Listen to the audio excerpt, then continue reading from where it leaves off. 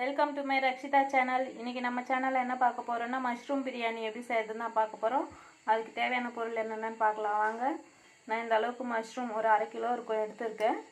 அதுக்கப்புறமா இந்த மாதிரி வெங்காயம் ஸ்லைஸாக கட் பண்ணி வச்சுருக்கேன். 2 மீடியம் சைஸ் வெங்காயம், 2 மீடியம் சைஸ் தக்காளி, ஒரு கைப்பிடி அளவுக்கு புதினா, அதே மாதிரி ஒரு கைப்பிடி அளவுக்கு கொத்தமல்லி, அப்புறமா ஒரு 10 ரூபாவது நெய் பாக்கெட் வாங்கி வச்சுருக்கேன். அப்புறம் தயிர் வாங்கி வச்சுருக்கேன். அப்புறம் பட்டை, கிராம்பு, ஏலக்காய் எடுத்து வச்சுருக்கேன். இஞ்சி பூண்டு பேஸ்ட்டு அரைச்சி வச்சுருக்கேன். அரிசி பாஸ்மதி ரைஸ் நான் கழுவி நல்லா ஊற வச்சுருக்கேன். வாங்க இப்போ எப்படி செய்கிறதுன்னு பார்க்கலாம். இப்போ பாருங்கள், நான் ஸ்டவ் பார்த்து வச்சு பிரியாணி செய்ய தேவையான அளவு பாத்திரம் வச்சுக்கிட்டேன். இப்போ தேவையான அளவுக்கு எண்ணெய் சேர்த்துக்கலாம். இப்போ பாருங்கள், எண்ணெய் நல்லா காஞ்சிடுச்சு. இப்போ அதோட இந்த பட்டை, கிராம்பு, ஏலக்காய் சேர்த்துக்கலாம்.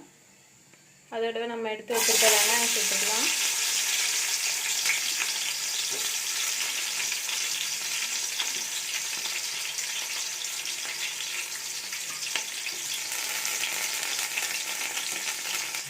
வெங்காயம் நல்லா ப்ரௌன் கலரில் வர வரைக்கும் நல்லா வதக்கிக்கலாம். இப்போ பாருங்கள், நல்லா ப்ரௌன் கலரில் வதங்கிடுச்சு. இந்த டைமில் நம்ம ரெட் சில்லி பவுடர் சேர்த்துக்கலாம்.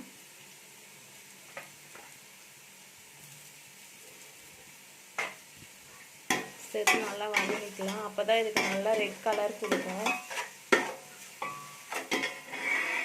அதோடவே நம்ம வச்சுருக்க புதினா, கொத்தமல்லியும் சேர்த்துக்கலாம்.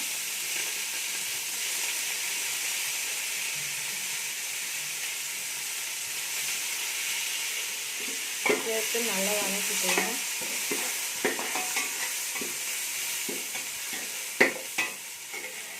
இப்போ இதோடவே நம்ம வச்சுருக்க பச்சை மிளகாய் சேர்த்துக்கலாம். தக்காளியும் சேர்த்துக்கலாம். சேர்த்து தக்காளி நல்லா குழைவாக வர வரைக்கும் வதக்கிக்கலாம். தக்காளி வதங்கும் போது நம்ம இஞ்சி பூண்டு பேஸ்ட்டையும் சேர்த்துக்கலாம்.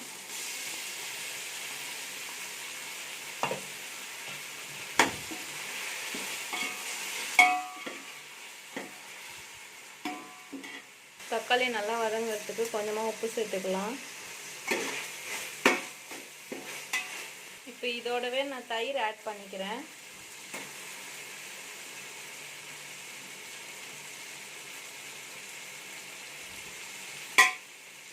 தயிர் ஆட் பண்ணி நல்லா வதக்கிக்கலாம்.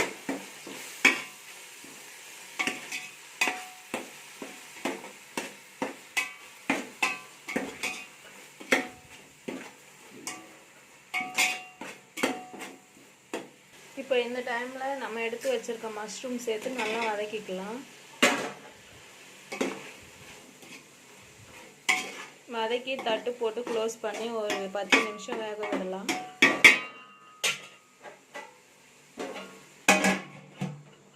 இப்போ பாருங்கள், காளான் ஒரு 10 நிமிஷம் வெந்துருச்சு.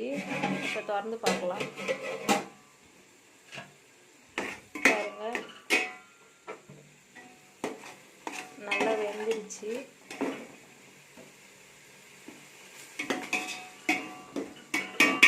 இப்போ நான் 1 கப் அரிசிக்கு 2 கப் தண்ணி எடுத்திருக்கேன். இப்போ அதோட சேர்த்துக்கலாம்.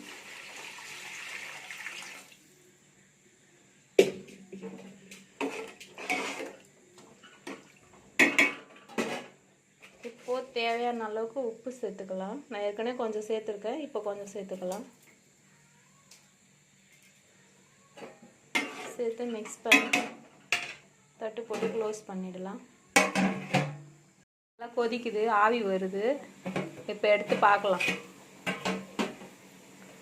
பாருங்கள் எப்படி கொதிச்சிட்ருக்குன்னு. இந்த டைமில் உப்பு காரெல்லாம் பார்த்துக்கோங்க. பார்த்துட்டு கம்மியாக இருந்தால் சேர்த்துக்கோங்க. இப்போ நான் எடுத்து வச்சுருக்க அரிசியை சேர்த்துக்கிறேன்.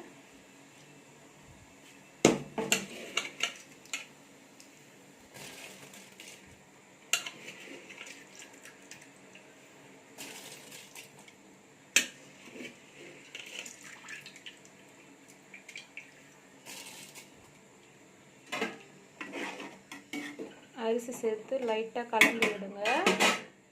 இப்போ பாருங்கள், அரிசி சேர்த்துட்டேன். இந்த டைம்லேயே நம்ம எடுத்து வச்சுருக்க நெய் சேர்த்துக்கலாம். சேர்த்து நல்லா மிக்ஸ் பண்ணி விட்டுக்கோங்க. நெய் சேர்த்து மிக்ஸ் பண்ணி விட்டதுக்கப்புறம் இப்படி தட்டு போட்டு க்ளோஸ் பண்ணிடலாம். இப்போ ஒரு 5 நிமிஷம் ஆயிடுச்சு. திறந்து மறுபடியும் லைட்டாக கிளறி விடலாம். அரிசி உடையாமல் கிளறி விடுங்க. மறுபடியும் க்ளோஸ் பண்ணிடலாம். இப்போ பார்க்கலாம் இருங்க. இங்கே பாருங்கள், தம் போடுற ஸ்டேஜுக்கு வந்துடுச்சு பாருங்கள். இப்போ நம்ம தம் போட்டுடலாம்.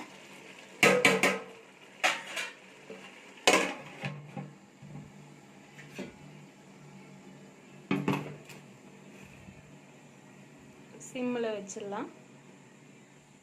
10 நிமிஷம் நல்லா டம் ஆயிடுச்சு.